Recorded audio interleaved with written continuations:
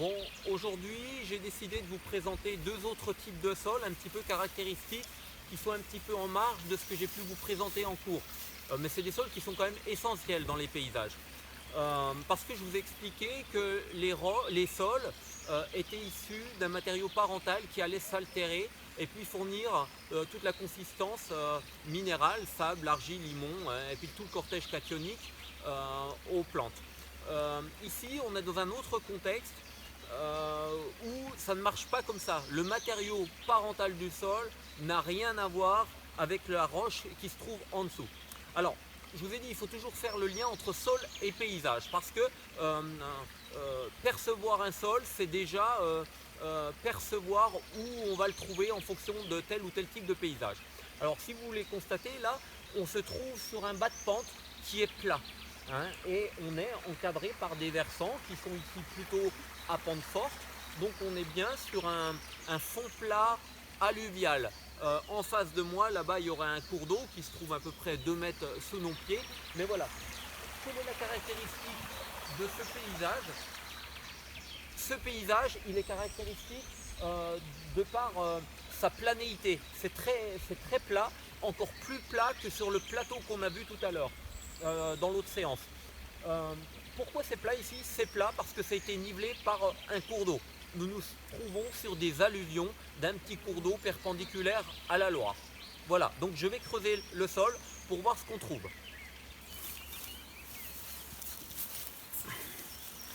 Donc là on a une terre bien brune, bien limoneuse.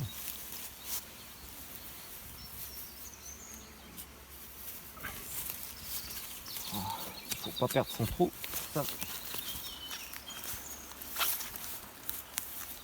Toujours mon premier tiers.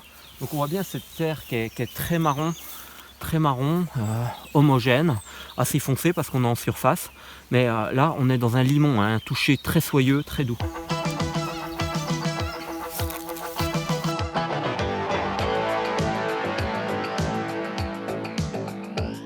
Il était où le gentil Tiyuki? Où il était le gentil Titoutou? Il était où, hein? Il était où? Où il était le gentil Tikiki? Et où il est le pépère ou wawa? Yuki c'est qui ou c'est qu'est son pépère? Il était où, hein? Son papa? Le bon pépère que son kiki préfère. Et sa mémère alors? Et sa mémère? Où elle est la mémère à sa noudouche? Elle était où, hein? Sa mémère? Qui donne du sucre avec la boubouche? Il était où, hein? Le Yuki? Il était où le gentil Titoutou? Il était où, hein? Le Yuki? Le gentil Titoutou? Il était où?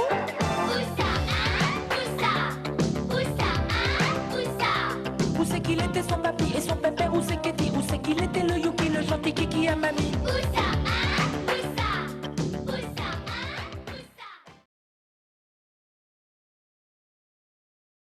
J'ai creusé, vous avez vu, la tarière est quasiment au bout, je suis à 1m10, 1m20.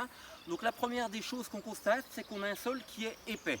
Alors est-ce que c'est logique? Oui, on va comprendre pourquoi. En tout cas, on va commencer à décrire les horizons, puis je reviendrai sur l'épaisseur. Premier horizon, on est dans une prairie, vous voyez, prairie fauchée, dont à 10-20 cm, on a un horizon qui est un peu plus foncé. Légèrement plus foncé, parce que c'est assez riche en matière organique quand même. Mais ici, on voit c'est un peu plus foncé, entre 0 et 15-20 cm. On est en prairie, c'est pas cultivé. Vous vous rappelez, on appelle cet horizon A. Alors je mets une limite ici, à 15 cm, un horizon A. Ensuite, on a un horizon qui est globalement homogène. Vous voyez, il est brun clair, il n'y a pas de traces, il est vraiment homogène, limoneux, et ça va changer un petit peu ici. Donc jusqu'à 1 mètre, on a un deuxième horizon. Ok ? Et puis ensuite, j'en refais un troisième parce que ici, je ne sais pas si vous percevez la différence, mais on est légèrement plus gris que là. D'accord? On est légèrement plus gris. Alors qu'est-ce qui se passe ici? On a un horizon qui perd un petit peu son fer. Pourquoi il perd son fer? Cet horizon, on n'est plus du tout dans du lessivage, on n'est pas sur une position de plateau. Ici, on a une nappe profonde qui est cette fois-ci la nappe phréatique qui peut remonter dans le sol et nettoyer un petit peu le sol de son fer. C'est plus un appauvrissement qu'un nettoyage finalement. Donc je fais 3 horizons. Le premier horizon, je vous ai dit, je l'appelle A, supérieur. Il n'y a rien de compliqué, c'est celui qui est riche en matière organique. Le deuxième, on va l'appeler J. Alors je vais l'appeler J1 comme j'en ai fait deux, vous avez le droit de faire ça en pédologie.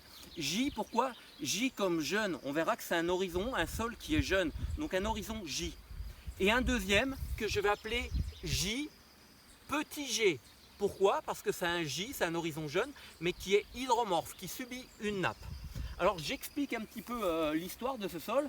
On a un sol épais, pourquoi? Parce que regardez, on est en bas de pente, et la constitution de ce sol-là provient du colluvionnement, c'est-à-dire du transfert de matériaux terreux latéralement vers le bas de pente et qui est repris par le cours d'eau et nivelé à plat. Ce type de sol-là, on l'appelle le fluviosol. Alors, avec un horizon hydromorphe sous 80 cm, on va l'appeler fluviosol à horizon redoxique de profondeur. Donc c'est un sol qui est caractérisé par son homogénéité, c'est des colluvions qui sont venus et des alluvions à la fois. Du coup on va plutôt l'appeler fluviosol parce que ces colluvions sont repris en charge par le niveau de l'eau qui va tout aplanir, faire cette position caractéristique plane. Et du coup on a un fluviosol limoneux, épais. Voilà, ce sont des bonnes terres agricoles. Le seul problème qu'elles peuvent avoir, eh bien, parfois elles ont de l'hydromorphie un peu plus haut perché, là c'est pas le cas. Mais surtout il peut y avoir de l'inondation l'hiver et c'est ça qui pourrait mettre en péril une culture. Mais là, pas de problème, on a un bon sol de bonne valeur agronomique, limoneux, voilà.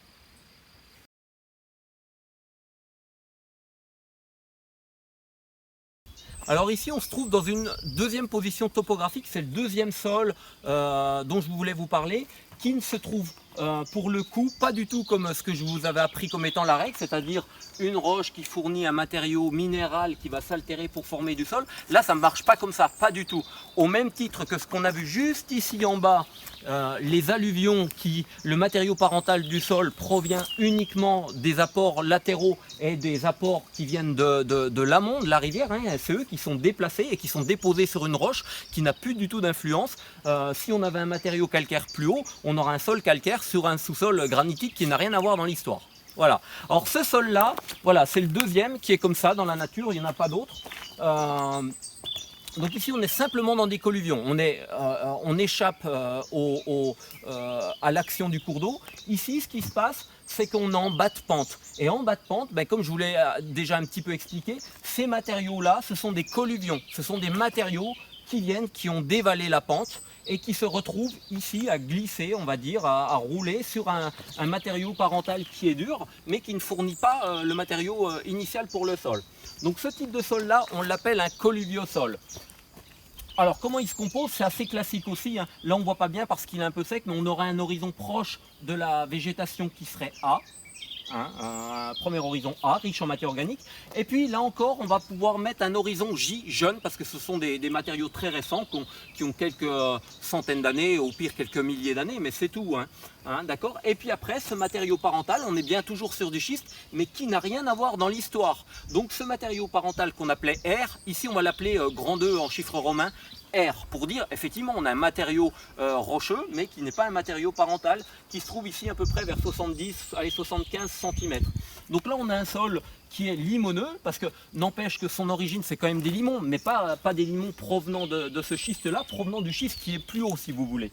Il y a plein de cailloux aussi parce que les cailloux ont été arrachés pareil à la pente là-bas, et puis tout ça vient se positionner en bas de pente, s'accumuler et puis former, voilà. Donc là on a deux horizons, des sols qui sont un petit peu épaissis par colluvionnement. A sur J sur grand 2R, on appelle ce sol un colluviosol.